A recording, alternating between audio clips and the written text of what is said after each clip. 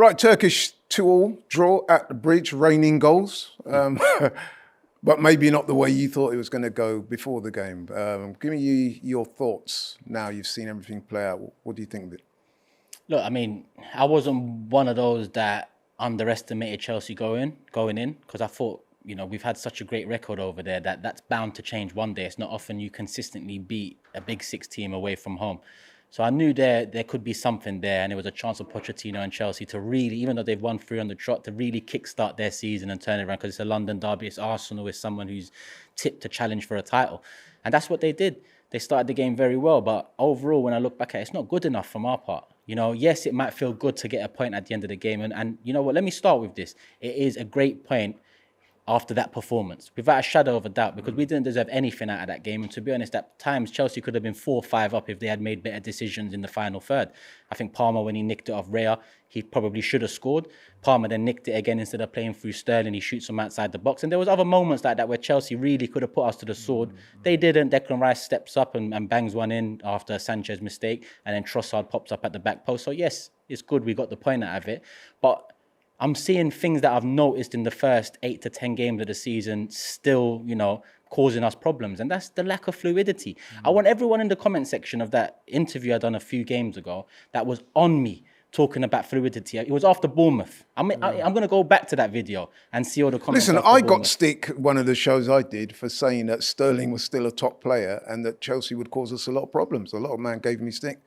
I think a lot of the fan base certainly underestimated Chelsea going into this game. Well, I think you deserve stick for saying Sterling's still a top player, but that's a debate for another. Because he looked pretty good today. He looked all right. I think it was more we were shit than they was great, and that's not to take anything away from Chelsea. I think they started the game very well and they caused us problems in the first 5 minutes where they probably should have gone up prior to their penalty. But I just look at us and I think I said it in another fan cam, there's something wrong tactically. Without a shadow of a doubt, we're not the same fluid team we was last season. And I don't want to hear we're controlling games more. I don't want to hear that, because I'm failing to see that as well. Because at the same time, listen, Chelsea pressed very well. But surely we must be in a position to break their lines and be a bit more quick and efficient in the transition. Instead, it's so much resetting and so much methodical approach to our transition that will allow the other team to... Okay, you say that, and I hear that, because I do agree with you about the fluidity, but let's keep it 100. The 2 goals, it could be argued they were down to player error. I mean, the first one, I'm not sure if Saliba can say his hand is in a natural position. When it wasn't, yeah. So to me, as much as I hate to say it, but I think the penalty is probably fair. I agree. Yeah? It was a penalty for me. And then on the second goal, which, let's face it, was a Madrid cross, not a shot, because I see him look up and trying to pick out Sterling, I think it was, on the far post there. But you got to say, Raya should be doing better there, yeah? 100%. I'm not one to completely blame Raya there, because at the end of the day, he's a keeper that tries to think one step ahead. And that's what he was doing in that situation. He thought the ball was coming in, and he thought, if I take a couple steps forward, I'll be in a better position to collect the cross. That was in his mind. And I suppose Arteta will come out and say that's what he wants him to do. So he got caught out, and you shouldn't be getting caught out like that as a keeper. But I won't put it all. It was very much lucky on Chelsea's behalf. But there was a couple other errors as well. I want to talk about Raya, because at the end of the day, Arteta's made a decision to take Ramsdale out and bring Raya in, and he supported him no end after a couple of mistakes now as well. Today, he nearly cost us again. Yeah. And at the end of the day, we need to start seeing the reason why you've brought him in instead of Ramsdale, because at this moment in time, going into the season, I picked Raya to take over from Ramsdale. But at this moment in time, I'm looking at Raya's performance and I'm thinking, hold on, you're causing us more problems than you are, doing good. Although, to be fair to him, there was a very good save he made. It was all right. Nicholas Jackson, I think he dispossessed him. That's your job. As Roy Keane would say, that's your job. If that went in, then Ramsdale in next game without a shadow of a doubt. That was the question I was going to ask you. What do you do if you're the manager? Sheffield United next week. The goalkeeping situation, a lot of people are going to be talking about it, especially after tonight. Who would you go with next week? I'm not going to dwell on it too much. If Raya starts, I expect to see better from him and more of what Arteta wants, to see on top of Ramsdale. No, with respect, you're not answering the question. Who would you go with? No, I'm not trying to dwell on that, because it doesn't matter. The problem with us today wasn't Raya. I'm just mentioning Raya was poor. Mm-hmm. The problem with us today was the problem with us against Bournemouth, even though we won 4-0. Was the problem with us against Forest. Was the problem with us against Fulham. Was the problem with us against Tottenham. No, we are lacking fluidity, and it's costing us chance creation. That is facts. No one should argue that in the comment section. That is facts. Now, whether it works long term after 38 games, we'll all find out.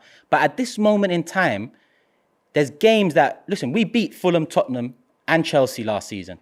We've dropped points to all three now. Now, the other argument is we lost to Everton and we lost to Man City last season. Yes, we've turned them around, but we need to turn those around and keep our results and performances up against the teams that we did beat last season. So as much as before the international break, we beat City, great, big, about time. City are back level on points with us. Do you give the team credit, though, for coming from 2-0 down away from home in, let's face it, not very good conditions? They showed a bit of resilience. They showed some fight. They fought back. In fact, I think they actually finished the game stronger and could have won it at the end there. Do you not give them credit for that? I mean, Declan Rice, great finish, keeper mistake. He took advantage of it and a back post cross that led to the second goal. I'm not going to dwell on giving them credit either, because what was you doing for 85 minutes? And I'm not blaming the players here. It is a tactical problem, because we've seen this same unit perform for us week in, week out last season. By perform, I mean excite us. Give us something like mouth-watering transitions, goals from the keeper all the way to the attack. We're not seeing none of that no more. So it's Mikel Arteta that needs to fix this, because not only has he made the choice with Raya over Ramsdale, fine. I'm yet to see that decision, benefit us. You brought in 65 million Kai. He didn't start against Man City. He doesn't start today. You bought 40 million Vieira last summer. He's not even in the squad. At the end of the day, when we're lacking chance creation, attacking midfield, the 8 position, the 10 position, they're integral. Odegaard had a mare today. And he's not the only one that had a mare. He had a mare. And who do we really have to replace him that we can trust in? Emil Smith-Rowe comes on and he done okay. But we're still very much lacking in the midfield. And, the decision... But we're still unbeaten, though. We're still unbeaten. And that's credit to the team and credit to Mikel that we've still managed to get results even without performing at our best. But there's going to come a point in this season where either the results catch up to the performances or the performances get better. And obviously we still get results. That's what we need to happen. But at this moment in time, there feels like there's a handbrake on.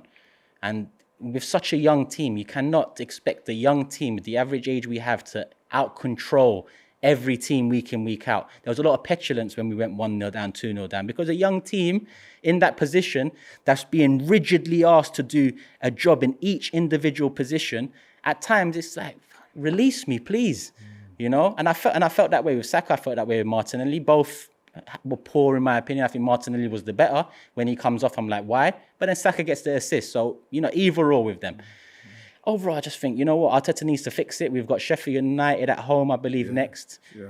Let's try and just blitz them. Let's just put it on them. 4s, 5. That's what I want to see, because we head to St. James Park after that. We perform like that in St. James Park, with the way they're playing, 21 goals in the last 4 games, we won't get the result there. So we've got to fix it quickly, Laurie. Yeah, some very strong points there from Turkish as usual. Thank you very much, bro. Respect.